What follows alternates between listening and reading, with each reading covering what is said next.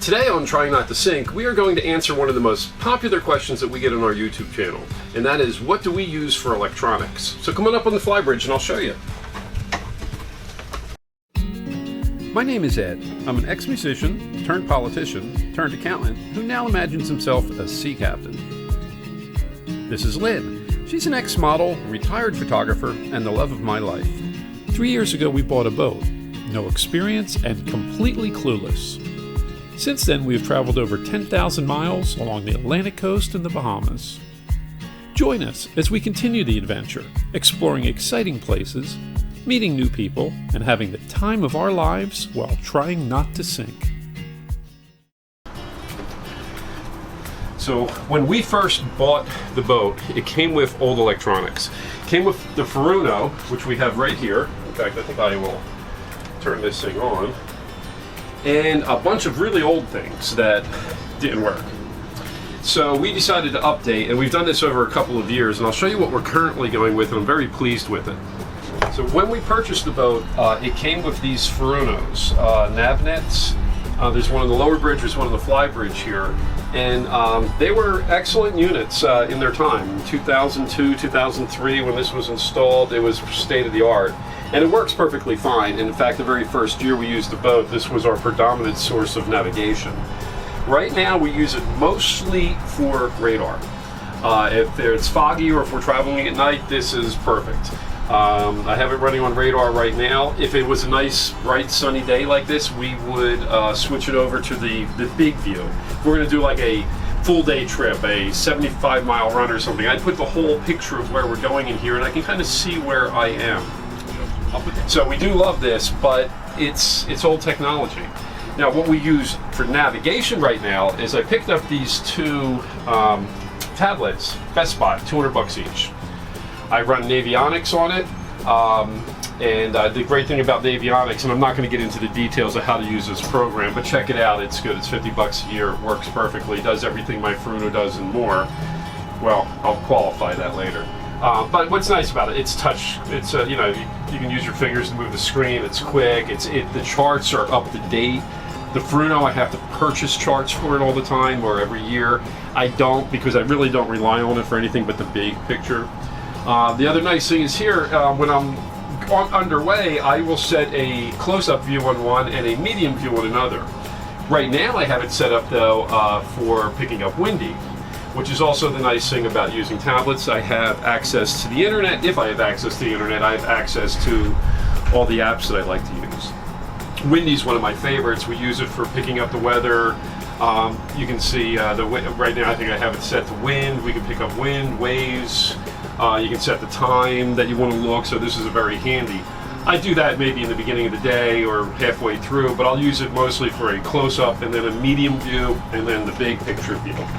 That I'm able to use the apps that I like at any time. Now that's provided, of course, that I have internet connection, but we almost always have internet connection. We have it all the way down the ICW. I usually have it at least 5 miles out when we're out in the ocean, sometimes 10 miles, I'm still picking it up. So that's very handy. However, having said that, I typically use it for a close-up view, medium view, and then far away view. Now I picked up these mounts here. Take this off and show you. These are like 35 bucks. They are track form, it looks like it's called. Picked them up on Amazon. They work great. They hold multiple size tablets, and the nice thing about it is I can just quickly switch it over to vertical if I want, and that's handy too. And I can have one view here and one horizontal view here. They just work out fantastic. Now the only thing these two things won't do that the Furuno could do, or if I had a more modern Furuno, is I would be able to hook it up to this right here, which is our autopilot. Modern systems, you can set your autopilot to read off of your chart, so if you set a route, your autopilot will follow that route. I don't really care, because I use autopilot a lot, but I never really wanted to follow a route for me. There's just too many things out in the water that you can hit. I have to be here at the helm watching. And more times than not, I'm using this to go in a straight line. Right now it's set for 108 degrees. I might go 20 minutes at 108 degrees and then turn it maybe to a little bit further to the right, and then to starboard rather, and then go that direction or this direction. It's really not something I want to follow a route. It's something I want to make a decision while I'm using it. Now over here, let me turn this thing on. Now on this tablet here, I have sonar set up, and I did a video, I don't know, a year or two ago, where I had showed installation of the transponder, or whatever you call it, transducer down in the engine room. I have it set to demo mode right now because we're not going anywhere. There would be nothing to see, but this is picking up a signal from the transducer that I installed in the engine room. I can put it on here. I can also move it over to the avionics. This one I have set up just to run the sonar, but I can easily switch screen between the three, and it makes it really nice. All three of these can do everything that I want them to do. It just depends where I want to see that. If I'm really worried about the seeing what's on the sonar, I could just move it right in front of my helm here instead of having to look here. So they're all interconnected. They are not connected to this Furuno. However, there is a way to do that, and I might do it over the coming months. You can hook up a what's called a NEMA backbone. A lot of the boats use it when they have the more modern electronics, where everything is connected to basically a backbone and they can all see each other. Now this works on that. These don't. They're tablets, but they do make a part that you can put on, a device that you can put on the backbone that sends everything out over Wi-Fi and vice versa, which would enable these things to communicate. Thing I'm considering doing, radio going off, is hooking up to the gauges. They make a Wi-Fi unit that I can hook up to the sending units that are coming up to the gauges, and hook it up to a unit that will transmit the information over Wi-Fi, and then I can put up a digital display of my gauges like you would see on a more modern boat. I think I'd like to do that. I have a couple of gauges that aren't working. They work on the lower helm. Sometimes I got to check all over the boat. So I'm considering doing that over the next few months. That's one little addition I'd like to put in. But I can tell you that as far as usability, I really see very little difference between what I get out of having these tablet arrangements set up with a radar unit over here than I would if I went and just spent $20,000 putting in all new electronics. Now if you have that and you got a more modern boat, you can kind of tell me the difference or what you think I might be missing. But for right now, this is just working perfectly well for us, and I don't see changing it anytime real soon. Now if you notice too, I also put this little USB port here.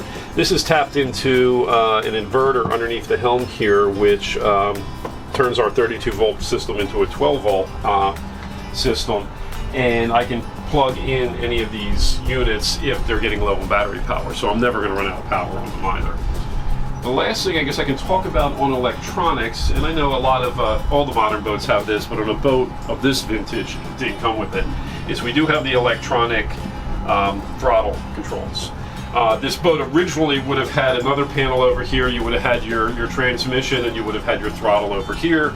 They switched this over to electronic, which I have grown very, very fond of having. The Carver had the two-arm system. This is real nice, and it is a electronic device that sends a signal down to little servo motors. Sends a signal down to motors down in the engine room that actually moves the cables. So, but what's nice is, there's forward with speed. There's reverse with speed. So you have one-hand operation, and that's really nice. Okay, so pros and cons. I'll start with the cons. They're not waterproof. So if your boat is such that you get a lot of water onto your bridge, you might want to take a different route. Doesn't matter to us. We're encased here. Windows, hardtop, these don't get wet. We never get wet up here. Now you can buy waterproof cases for these, so I suppose that's an option as well. Another con is they don't communicate, although they communicate with each other, they don't communicate with the Furuno. So if you're trying to make a system like I have here, where you're going to use the older system for radar and the newer system for your navigation, they're not going to communicate, at least the way I have it set up right now. And I've been told another con is that they wouldn't be as bright as a dedicated chart plotter. Now, in my experience with my older model, no, they're just every bit as bright as my Furuno is. But maybe the new ones are brighter, I don't know. They're sufficiently bright, I never have a problem up here with these. Cons, I think that's probably about it. Pros, they're very versatile. As you can see, I can jump right from radar to chart plotting to windy to checking my mail. You know, they're right here in front of me. Pros, they're inexpensive. Each of these were $200 at Best Buy. These mounts were $30, $35 each. You're talking $700 for 3 nice size monitors with the versatility of plotting and radar and communications. Just for full disclosure, we're not being sponsored by anyone. You know, Navionics, feel free to give me a discount. I don't care, but I like the product, so I say it's a good product. I don't even know who makes these. Are Samsung tablets. You know, I'm a Samsung type of guy, so they're all Samsung tablets, and I forget who makes these. Picked them up off of Amazon, and you know, this guy here is old. It works, does what it needs to do. It's a AP25, so it's an older model, but hey, it's all you need. This here is actually, I mentioned $200 each. This one's actually old. This is a Apple that I inherited from my brother, so that's why it looks different than those. I'm going to update that too because the battery doesn't last very long. And Furuno, feel free to give me a free unit, and then I'll redo this video and I'll talk about how cool my new free Furunos are. They're not going to do that. So if you have any suggestions on how we might be able to make this better, or if you come up with any tips or tricks that you might think that we'll find handy, please let us know. We like to share information, and we like to get new information. So until then, thanks for watching. See you next week, maybe. Cheers. Roger out.